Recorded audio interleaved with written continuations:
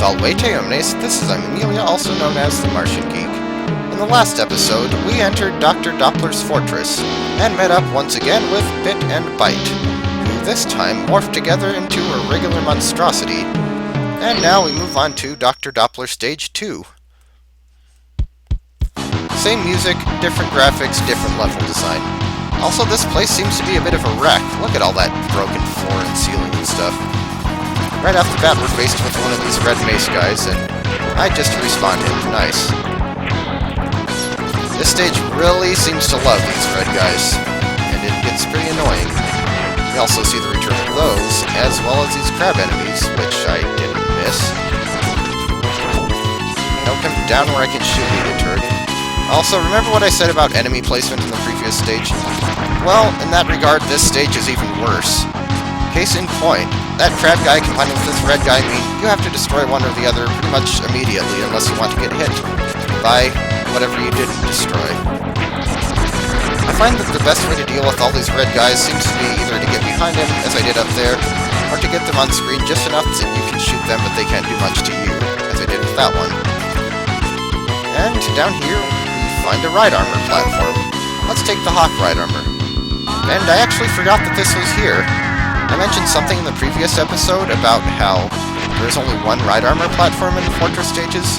Well, clearly that is not the case.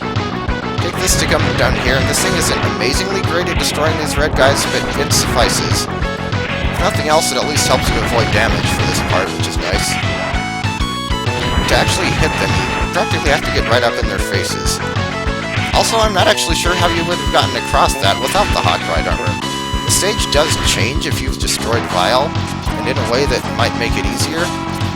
But if you haven't destroyed Vile and you never got the ride armor part, is the stage actually unwinnable?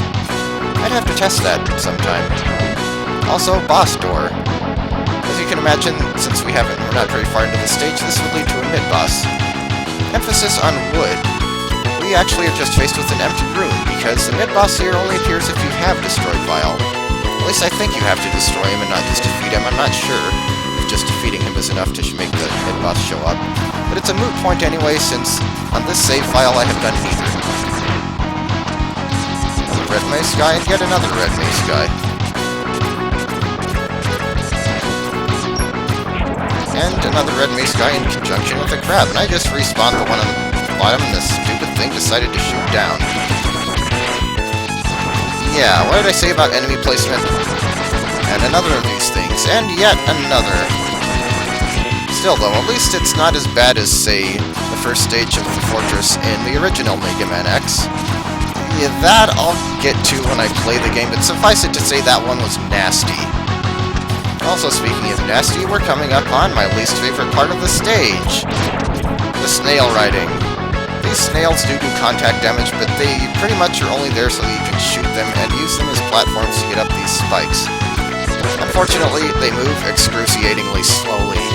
They are snails, but still, this part is so tedious. You pretty much just stand here, shoot the missile-dropping enemies that come down, and dash across to the other side when necessary, being careful that you don't dash too far, because if you do, there is a wall of spikes that will happily impale you and kill you.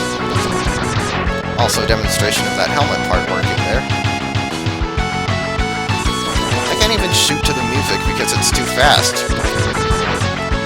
So there's not a whole lot to do during this section. Just stand here and shoot, and stand and shoot. Actually, it's probably safer not to dash jump across, but rather use a vertical air dash, and then reposition yourself. But you can get away with the dash jump if you're careful enough. Also, I almost didn't make that, but thanks to having a second air dash, I did. Just ignoring that last snail for the most part, because you can just wall climb there. Also, might as well let that one last bar of health fill up. There we go. And time for a boss. This one's actually the real boss door. It has the corridor and everything. But once we open this one, we find actually another big empty room. And this is the real boss door. The boss that would be in that big room only appears once again if you have destroyed Vile. But since we haven't, we are actually fighting Vile at the end of the stage. My waiting has finally come to an end. Prepare to die at the hands of the world's most advanced riding armor, the new Goliath. So I guess that would make me David then. No, it went off screen. So this part is pretty much just Blizzard Buffalo Take 2. Prioritize getting to the other side of the room over dealing damage to Vile, but you can tell when he's about to charge because there's a sound effect. So be ready for it, and I shot that way too early. Having air dash, of course, helps. Also, his ride armor does have attacks, but apparently none of them can actually hit you if you're on the other side of the room.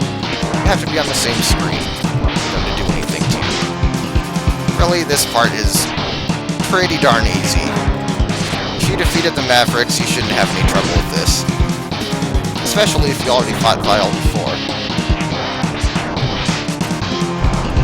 Just keep dashing, keep shooting, and don't screw up like that. Also, I think that was supposed to be a projectile, and I actually have never seen him do that attack before, aside from outtakes. But it can't hit me because I'm over here. Of course, we've destroyed his ride armor, but we have to fight him himself now. Still, though, that was pathetically easy. Really now, Vile. Goliath was a giant who went down very easily to someone much smaller than he was. Naming your ride armor that, you're just asking for trouble. Now this part is a bit more difficult than the ride armor thing. As in, actually a threat. It pretty much plays out the same way as the second part of his battle did in the secret stage, except with the addition of that attack, which will trap you in place if you get caught by it like that. Button mash to break free. And he can also dash at you. He hasn't... Oh, there we go. Dashes at you and grabs you.